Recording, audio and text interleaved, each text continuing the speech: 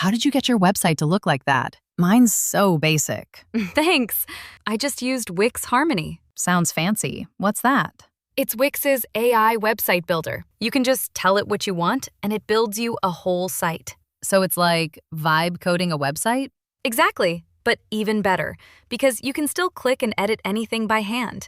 You don't have to use prompts for everything. Oh, that's neat. Yeah, try it for free at wix.com/harmony.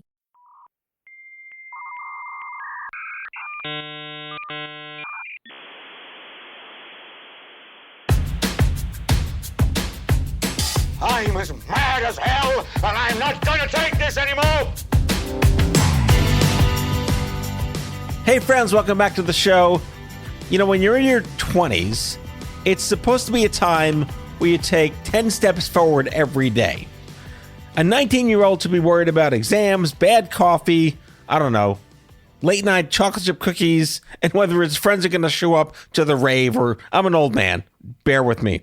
But Jansher Naim spent 2022 learning how to pronounce the word fibrolamellar. I can't even say the damn word. While doctors tried to figure out what the hell to do with a cancer that most people never see, let alone in a 19-year-old. This poor kid pushed through 41 rounds of chemo and a Whipple surgery before most people his age even pick a major. He dropped by the studio with his mom, who went nuclear on the system. She ran point when the system itself ran out of imagination. She asked harder questions. She refused to be quiet, and she just would not take any shit from anyone. Beast mode mom. Today's show brings it all home for me. It is the classic young adult cancer story. Fertility panic, isolation, fear, social, friends, education, careers, all the things wrapped up in a nice little tragic bun. If you've ever watched the system hesitate while the clock kept moving and you weren't 8 or 80, this show is for you. My name is Matthew Zachary, and this is Out of Patience.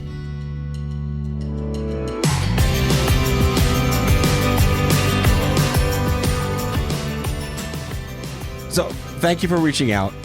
It was the most random email. Please, I'd like to know you. My son has this. A plea from a mom. Yes. For her son who was 19. When that just, I would say it punched me in the gut, but it just beat the shit out of my brain to get that from you. Oh, that's really sweet. So, and I mean it. Like, I'm at a point now, my listeners know I got a book coming out. I'm in nostalgia mode. I'm 30 years out. And to hear from a mom of a kid, I mean, you're 20 something, you're not a kid anymore, but like yeah. my kids are 16, you're a kid, is like just tore it out. It was great. Oh, thank you. In the worst way. It was great. But I'm so thrilled. And listeners, this is a week ago. So they were here. It's like, just come to the studio. I've done like no prep. I know just enough to be dangerous, have a good conversation with you, but I'm so deeply thankful that you reached out to me, and I'm thankful that you found me through Stupid Cancer. No, I'm delighted to be here, and I've been following Stupid Cancer for a long time, and it's an amazing initiative that you took. So thank you so much to everyone, from all of us. I guess the question is, were you following it before you were sick? Because that'd be weird. No. Okay, good. I was following you after he got sick. Yeah. So Jansher, is that the right way? Yeah. Did the white guy say it the right way? Yeah, you could say Jansher. When I J-Man?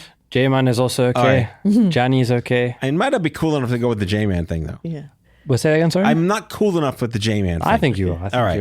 I've been approved. Yeah, I'm 21. My life's where it is. Like, oh, I'm the shit, right? I'm the shit. Nothing can fuck me up, and then bam. And we both had like crazy, weird, like N of 1 cancers. Yeah. Right? What the hell is this fibro something?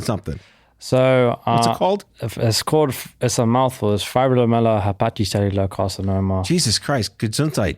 Yeah, I think it's probably it's longer than the alphabet, which is ridiculous. But just a brief summary of disease: it's a rare liver cancer that affects 1 in 5 million young adults like myself. So the typical age range you'll find patients with this disease is you have from like 10-year-olds to 20 to 25-year-olds. Occasionally you'll get people maybe in their 30s or 40s with the disease, but it's typically found in like that young adult teenage range, which is really bizarre because, it's like, is it an adult cancer or a pediatric cancer? It's kind of hard to define what kind of cancer it is. So, when I was diagnosed, it was really strange for our doctors because they just it was so rare that they didn't really know how to respond to it and treat it at the time. So I think it's a pediatric cancer just because I feel like a kid when I got it. So that's kind of how I interpret it, but I think it's up for anyone's interpretation. So I was misdiagnosed for about 8 months. And in the wash, I looked at my symptoms were very weird for brain cancer. My left hand lost fine motor coordination and I was a pianist. Wow. Like the least likely thing you would suspect to be this. This is an AYA related tumor. How long did it take you to feel like you were being taken seriously? Or was it easier like, Jesus Christ, finally there's something wrong with me? I was diagnosed in February of 2022, but I started feeling symptoms, I'd say around October 2021. I was 19 at the time. Actually, no, I was 18. And the first thing I noticed was I was just getting like intense stomach pain. And next thing you know... Out of nowhere. Yeah, just out of nowhere. Like no binge drinking. No. I've like, So with your mom in the room, sorry. No, it's not a problem. No, British people love to drink. That's true. So you and your pubs. Yeah, I know. I mean, I've rediscovered the love for pubs now. Probably not the best time of my life following this disease. But no, I was never someone who was drinking a lot or I didn't do any drugs. And it was just, so bizarre because there was food at home and I ate it. I had some spicy curry. And next thing you know, I was just like in this intense, like debilitating pain. And at the time, bless my dad, he didn't think much of it. Like he just thought, like it's just probably like just stomach pain from the curry you ate, you'll be fine. And I was 18 at the time, so he had nothing to be suspicious of. But like that whole night I didn't sleep. I think like I just sat in the shower. Did you, I assume by that point in your life, you've had stomach pains before? Did this one feel different? Yeah, I had like, normal humans by this point in their life would have had stomach issues. Yeah, of course. At some point. Yeah. But this was just like different. This was like so painful. So then the next day, my dad just finds the quickest doctor he can find on ZocDoc. And we go there. ZocDoc. It's such a 2021 thing. Yeah, I know, right? And just to add, Mom was out of the country. Okay. So you're absolving yourself of this. Great. I see where you're going there. Okay. And so we go there, and I'm like, Dad, where are we going? And I don't see a hospital, and we're in like more of the predominantly Hasidic Jewish neighborhoods in Brooklyn. Mm-hmm. So then I'm like, then we get out and we're at this house, and I'm like, Dad, this is not a hospital. And we go in, and it's like, well, there's Hasidic Jewish doctors, hospitals, and they were actually really, really good. And this will come on later, but he diagnosed me just by looking at my scan at the time. But amazing doctor. Yeah, really great. My people. Yeah. Amazing doctor. But, I wanted to go to an actual hospital, but my dad was like, you'll be fine, don't worry. So we go there, they do an endoscopy, and they found that I had a stomach ulcer. So that was like really bizarre because like, why would I have a stomach ulcer at 18 years old? Like people get stomach ulcers much later in their life. It's called Chipotle. That is true. I was eating a lot of Chipotle, and I think this is maybe a bit too speculative, but I do have a feeling maybe the amount of Chipotle I was eating could have contributed to my cancer. I picked the right brand. Yeah. I definitely don't Chipotle will not be happy with No, this. not a sponsor. Oh yeah, sorry about that. For any potential future sponsored deals I may have yes. disrupted. But yeah, they found the stomach ulcer. Is that a symptom of the cancer? Yeah. Okay. So it's not a typical symptom because the cancer is a silent cancer. You won't find out about the cancer until you have stage 4 cancer and it's untreatable. Oh, it's one of those secret, surprising, fun ones. Yeah. Like it comes out of nowhere. So when they looked inside my stomach doing the endoscopy, they also went and looked into my liver, and they just thought I had a massive cyst. and they recommended me to get a scan. And I was 18 years old, and, you know, my dad was super occupied with work at the time. So honestly, we didn't really think much of the scan, and like we just kind of dismissed it, which was probably not the smartest thing to do. So, you know, I went and dealt with the stomach ulcer at the time. I took pantoprazole and just kind of went about my days. Good old proton pump. I know, right? Yeah. We're going to reduce that acid. Solutions for everything. And a few months went by. I think December time, I had gone over the stomach ulcer, had cured.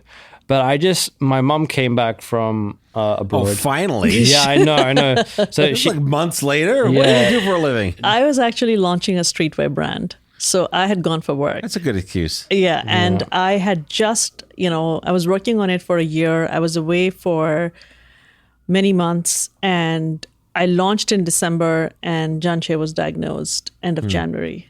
Officially diagnosed 1st of February, but end of January. So when I came, I said, you know, we need to get on the CT scan. And, you know, these guys weren't that bothered. And I said, no. So you took the reins and Yes. said, "This, I'm stepping in. We need We're the going scan. to crank this to 11." Yes. Yeah. We did this. It was Christmas time. So, you know, obviously it took some time, and The he most did the wonderful time of the scan. year. Yes. And he did the scan. And one thing I would add is that Jansher was losing a lot of weight. Did you notice that? You thought you looked great. Thank you. Yeah. At the time, like, I wasn't thinking too much of my weight. What I noticed was I was just tired all the time. Like, it's like, you know, that stereotypical cancer symptom. And you're not supposed to be tired at that age. Yeah, you're supposed to be. To be honest, if active. anyone's listening, the one thing I would like to say as a mother of a cancer patient is that when your children are healthy and have no issues and they're teenagers, you dismiss almost everything. You know, Mom, I'm tired, or they're being lazy. Mom, I'm this, or you're eating too much junk food. You're just too much on social media, whatever. But we dismiss, and a lot of the time, and Jansher was gradually losing weight, so it wasn't like all of a sudden. Just when it's so gradual, sometimes you don't pay attention till it's a little too late. And he lost weight. He was not even losing weight. He was also losing energy. Okay. And that's a big telltale sign of something wrong with the child. The lethargy. At the time, it was too much Chipotle. when my mom was trying to figure out why I was so tired, she was saying too much Uber Eats, too But much your maternal Chipotle. instincts came in very handy. Yes, because when I came, I said, you know, we need to get you tested. And as soon as we got tested, the same doctor that Jansher thought, you know, was somewhere in the boonies. And this is a very difficult cancer to diagnose. Some of the best and top oncologists don't know this is cancer. This is the kind of cancer it is. Right. And that doctor was not even an oncologist. He was a gastroenterologist. And he called me and he diagnosed that cancer. And he said, But what was the telltale sign that he knew it was this?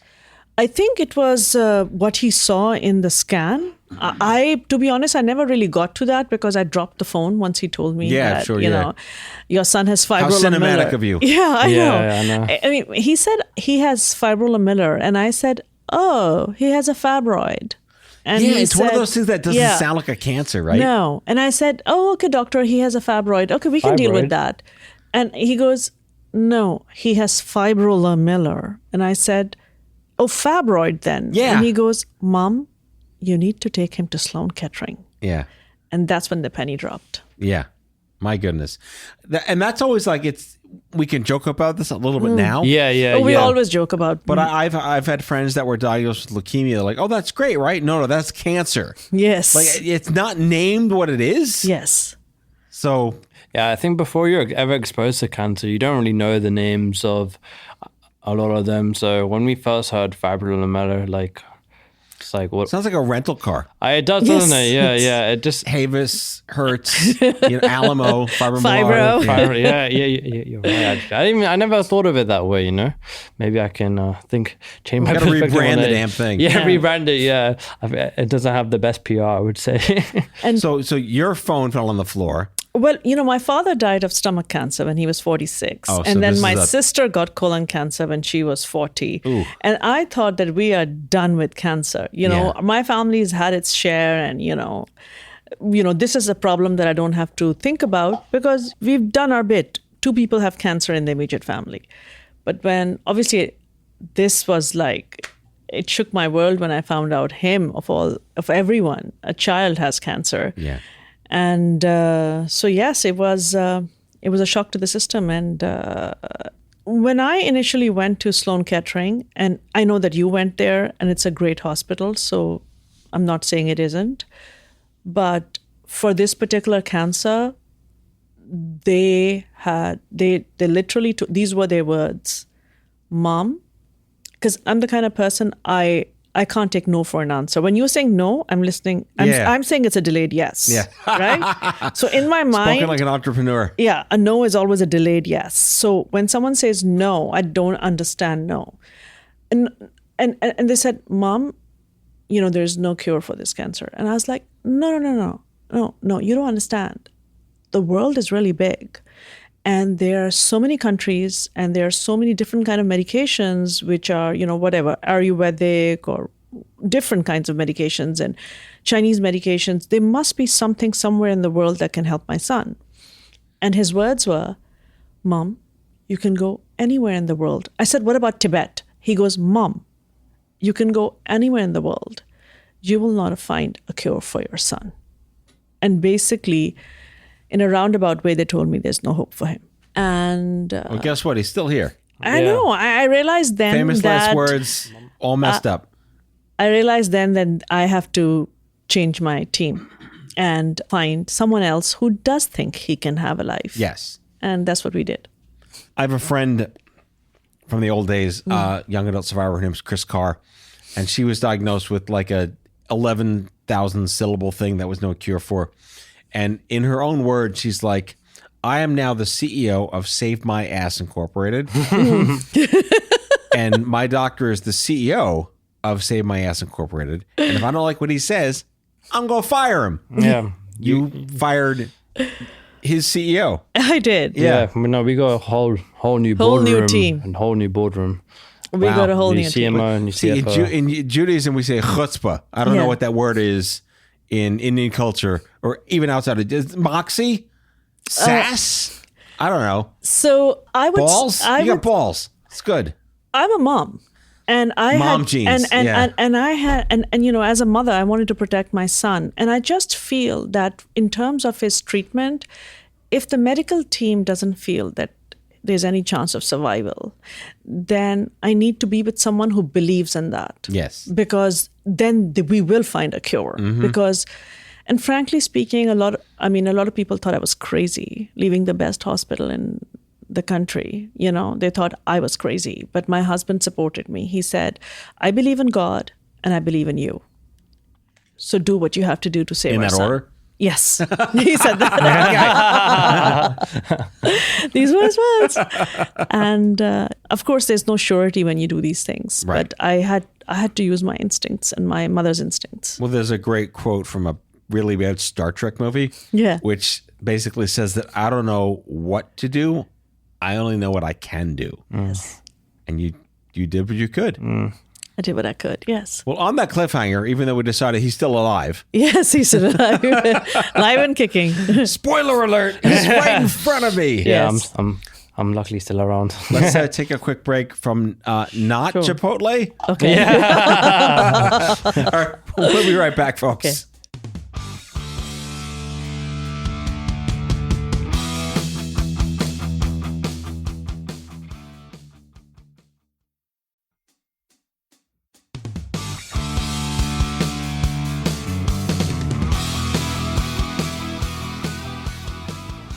All right. I don't know if Chipotle was an ad anyone heard, but we were just discussing over the break. I talk about boogeyman cancer numbers. And I say this with all respect to people that don't want to be in this club. Yes. Are there 2 million new diagnoses a year in America? Yes. Is that double what it was 20 years ago? Yes. But are those 1 million stage 1? Yes. So I'd rather have more people getting cancer every year if the cancer they're getting is stage 1 or stage 2. I'm okay with that statistic, but that's the boogeyman number. 1 and 2, 1 and 3. Yeah, but what if the 1 and 2 and 1 and 3 is stage 1? Yeah. I'm okay with that. Fran Drescher famously said, stage 1 should be our aspirational cure for now. And that's where we're at. Yeah, you need to contextualize the data. Well, we left off with the cliffhanger. You got the whole bring your kid to the hospital and your phone dropped on the floor in some kind of like cinematic moment. Yes, it was quite cinematic. How did you go to him and say, my son, we have an issue? He was there with me, and he watched just the phone drop? Yeah. I was hysterical. She kind of checked out. So I checked out. Yeah. Yeah, I just didn't believe this is my reality and this is happening. I was like, She just wasn't present. Like I wasn't present. Well, we're going to be angry about that? You were going to keep your senses together in that moment? Of course not. Yes. So I think I just called. My husband was out of the country at that time. Right. He was traveling. And so I was alone with him. So there was like no one around that I could speak to, no adult. Right. And I just... Wait, so was there a recompense when you fired the guy that said that to you when you got a new team? No, when I went to Sloan Kettering, they said that. And I said and they booked him they said we need to do emergency surgery. Right. But then I had all these researchers, because it's very rare to get this cancer. Yeah. So they Congratulations. They wanted to get his cancer. And And I had so many people like reaching out to me to sign forms so that they could take his cancer from the surgical ward. And I felt like everyone was more interested in taking his cancer than really telling me how he's going to be cured. They want the data. And I said to them, look, I want to have a discussion with the oncologist. And they said, no, you can have that after surgery. And I said, no. It's so obnoxious. I said, that's not the way it works. Yeah. I know how it works in cancer. I need to speak to the oncologist. They said, no, we've had a tumor board sit and make the decision already. I said, I wasn't part of that. And as a mother, I want to speak to the oncologist before we move forward. God, the hubris. And they said that I cannot speak to the oncologist till after surgery. Then I wrote a letter to the oncologist and I didn't hear back from him. So then I decided I'm leaving this hospital. And I did a deep dive into all the people who are working on fibrolamellar. And I found this amazing guy, Dr. Kent. He was in Chicago at Rush. I called him. He called me back. And he was the first guy who said that there's hope for Jansher to live. And you needed to hear that. And I you needed that. Yeah. You know, nobody can guarantee at stage 4 whether you can live or not. I understand get your affairs that. in order is the wrong answer. But exactly. So I just needed someone to say, yes, there's hope. We can find a way. Yeah. And Dr. Kent found the way. Yep. And he told me, you need to go to Columbia Presbyterian. I have a plan for you. I will speak to these doctors. We're going to do XYZ. And between him and this amazing charity, Fibro Fighters, run by Tom Stockwell, they put a whole plan together for Jansher. And if I'm being very honest, they saved his life. Yeah. I mean, today he's thriving, has a girlfriend, is going to university, playing Sorry, soccer. I had to do it. Who would have thought that a stage 4 kid with no cure will one day have all of this? You know, I was on your TikTok, which you haven't been on in a while, I think for the right reasons, but I looked at your post from the 24th, December 6th, 2024. I'm going to read a piece because I'm going to put a link to it in the show notes. That wasn't me clearing my throat to be theatrical. Me. I want to add that he thinks that the TikTok that I create for him is very cringe. I used to think that because she would film me while I was getting chemotherapy and I would get very aggravated. But Hey, look, mom's going to mom. of course. Yeah. No, at the time I didn't like being filmed, but now I definitely look at it a lot differently. Because here we are, a year and 2 or 3 months after this post. I'm no longer a cancer patient and my treatment is over. 3 years ago, I was told that I was going to die, and today I'm no longer getting chemotherapy. The journey has been beyond difficult. I've lost friends, organs, very funny, who needs them anyway, Yeah. endured over 40 chemos and thought my life was over. But during that suffering, I've got so much closer to my family and friends who got to meet so many amazing people who helped me reach where I am. And if it weren't for them, I'd be dead. That's some powerful shit for a 21-year-old to say. Yeah, I think this whole experience was just so eye-opening to me because I was just forced to age like mentally really fast. You look good for an 80-year-old. Thank you. Yeah, I think I'm mentally 50 right now. Yeah. But you know, it was just such a eye-opening experience because I was just basically like you go through so many different challenges in life, but I faced the challenge that you least expect, being death. Like I've literally had death. Yeah, because you right have in my mortality face. on your mind at 18 years old. Clearly. Yeah. So, when you're that young and you're thinking about, how do I manage this? The thoughts I was having at the time was just like, okay, how am I going to cope with this? You know what? Let me first just write the list of things I won't be able to do in my life. So I came to terms I wouldn't get married. I probably wouldn't finish my degree. I wouldn't have a career. I probably wouldn't have kids. So I came to terms with all these things. And I said, at the time when I didn't know what my fate was looking like, how can I make the most of the time I have left? And, I was thinking, I had this wonderful gift of life. The doctors at the time could extend my life by maybe a year or two. And I had time to experience things and be somewhat of an okay health to experience those things. That was kind of the approach I had.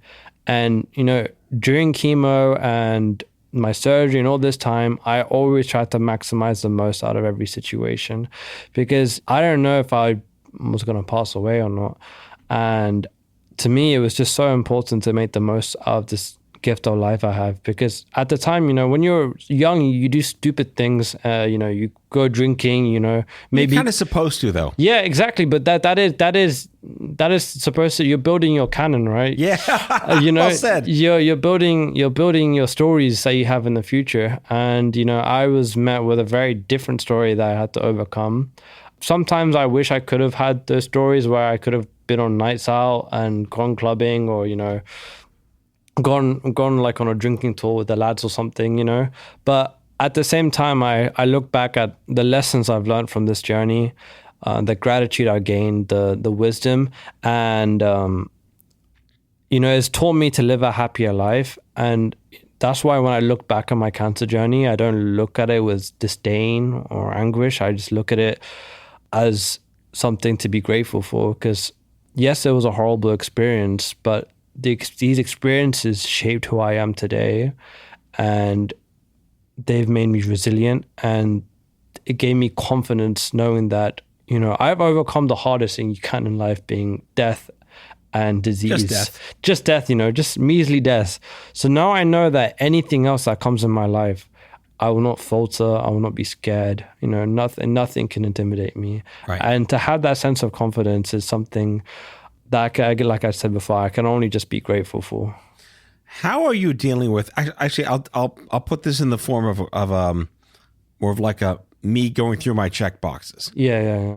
As a young adult, some of the things, actually the brunt of the things that we built infrastructure for in the 2000s were to make sure you were treated age appropriately, that you were not treated like a 6-year-old or a 70-year-old, but they recognized that you were a 19-year-old, a 22-year-old, a 30-year-old first, and then your disease second.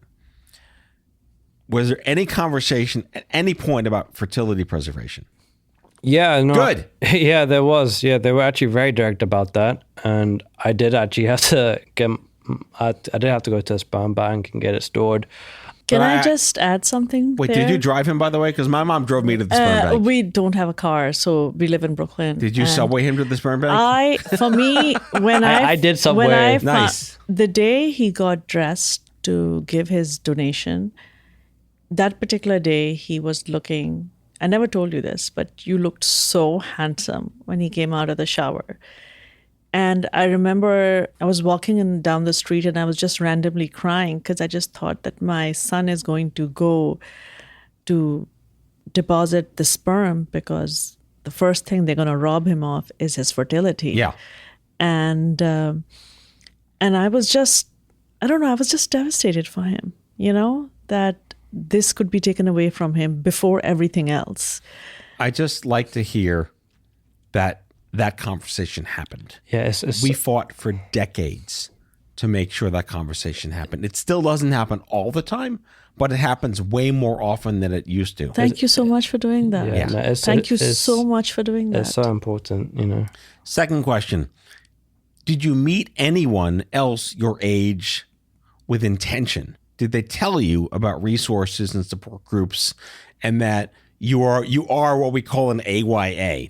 Were you made aware of the category in the community? So it's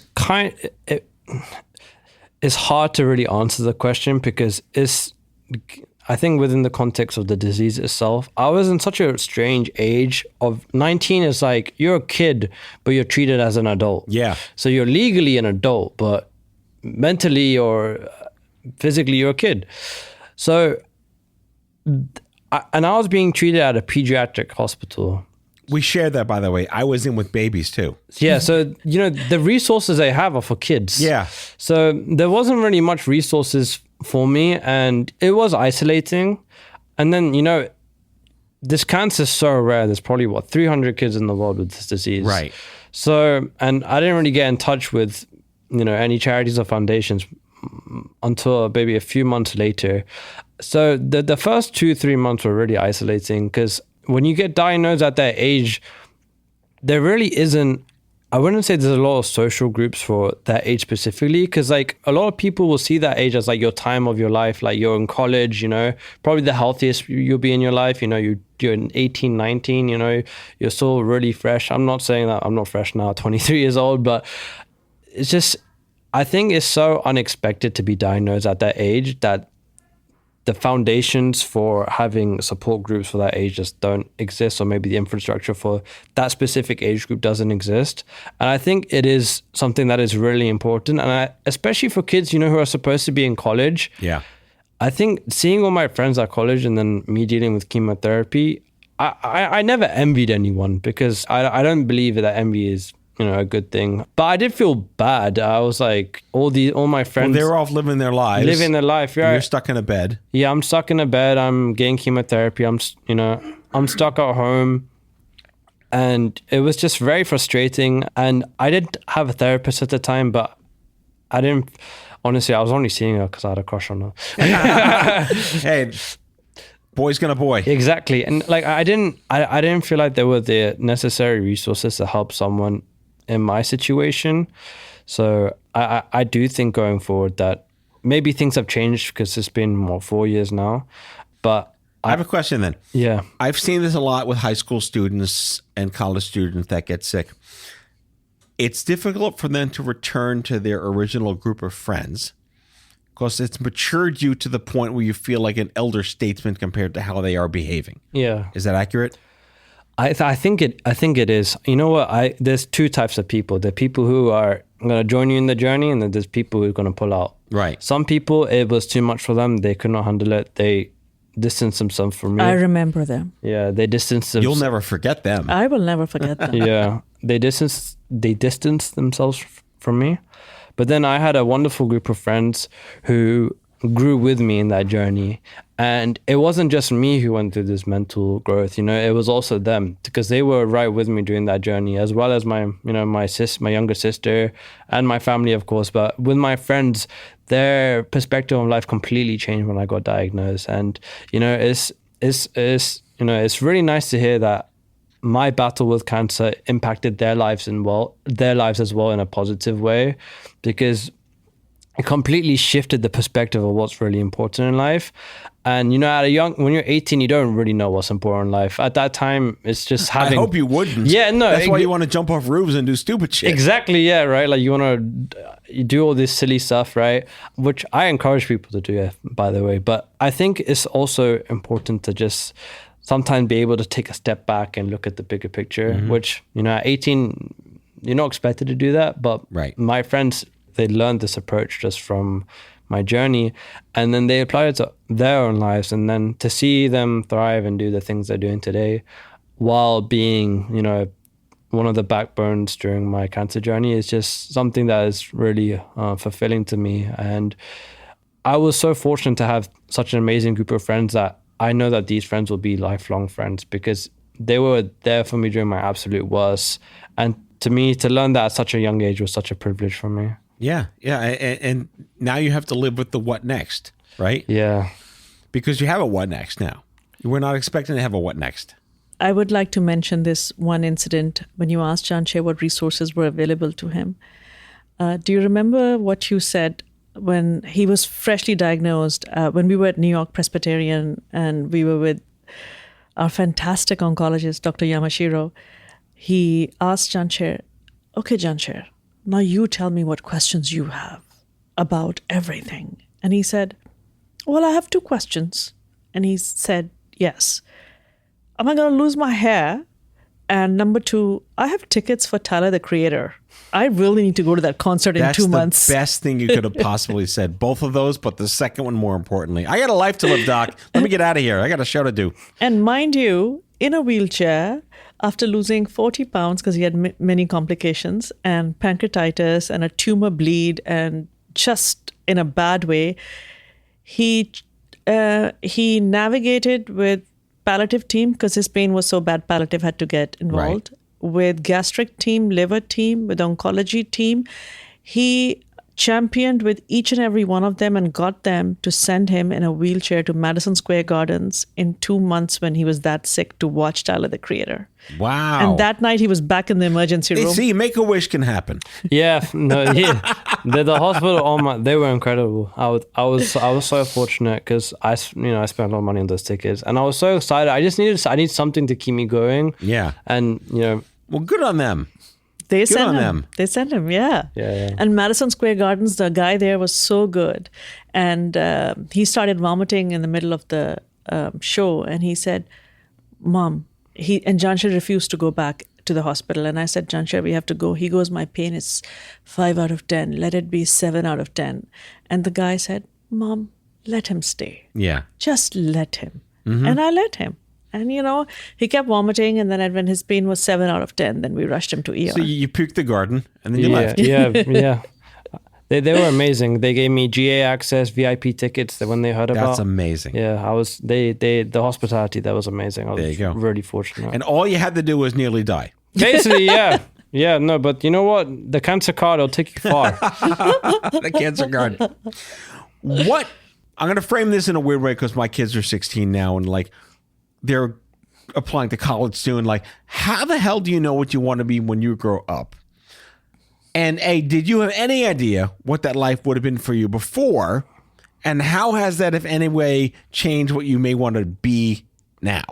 So before, honestly, even after everything, before I had no idea. But I knew that I didn't want to go down the stereotypical career route that anyone goes through. My first goal at the time was just, I don't know. At 18, I was mucking about, not trying for my college applications. But I remember I toured Columbia and I was like, this is pretty cool. It'd be pretty cool to go here. I never actually thought I'd get in. But, 3 years later, reapplying, here I am. And during this whole cancer journey and then being privileged enough to go to such an incredible academic institution, I've kind of had the full package in terms of life experience and then with education. And even so, I've explored so many career paths, I just feel none of them really speak to me. So career-wise, I can't give you Just don't start a charity. No, a cocky answer. Just don't start a charity. I definitely don't want to start a charity, but my whole reason as to being on this podcast and I guess just being here was I want to share my story and see how far it takes me. And that's kind of my goal. And I want to see how can I help people by sharing my story? Because I've seen the impact it has on my friends and my family, the impact it has had on my life. And I didn't really think about it. But then the other day I was just I really went from stage 4 cancer, being told I was going to die at Columbia Hospital to now being, 3 years, no, 2.5 years in remission at Columbia University, Going from Columbia to Columbia. Just across the street. Literally. And I would have never thought that in my wildest dreams. And I've realized this journey I've been on has been so incredible. And I just want to be able to give this journey a platform, share it to people, and then see where it takes me in life. I don't really have any idea of what I want to do in life. I'm studying computer science at Columbia, which is very different to, what I've just said now. You'll be replaced by a robot. Find a job where AI won't kill you. Yeah, I know. I was like, I signed up for computer science, AI starts rising. I was like, damn it. But I've always loved talking with people. I love having discussion. And, when I apply for different jobs and internships, I always sell that as part of a CS major because, CS major stereotypes, they're in their room the whole day coding and all that stuff. And I always tell people I'm not like that. But career-wise, I'm not fully 100% sure, but I do want this journey to be part of my life, and I want it to be part of my life going forward in the future, and I want to see how far it takes me and how I can make a difference to people's lives. And I think that's kind of the future I want. On that note, but you look great. Thank you. All right. Jansher Naim and amazing mom. I'm going to botch your name because I'm a white guy. It's all Sadia right. Siddiqui. Siddiqui. Sadia Siddiqui. I mean, Close enough. Sadia's good. Sadia. Okay. Yeah. Jansher, I'm going to say the whole thing again because now that I know how to say it. Yeah. Sadia Siddiqui. Well, on that note, but you look great. He kept his hair. Yeah. You got your hair back. Yeah. You No, look he great. never lost it. Surprisingly. All right. Well, then you had your fulfillment. Yeah. Look at that. Yeah. Yep. All right. Jansher Naim and Sadia Siddiqui, thank you so much for coming on the show. It's a pleasure to have you here. Thank you so much. Thank you so much The for pleasure is inviting all us. ours. Yeah, it's been amazing. All right, folks. See you back here next time. Bye-bye.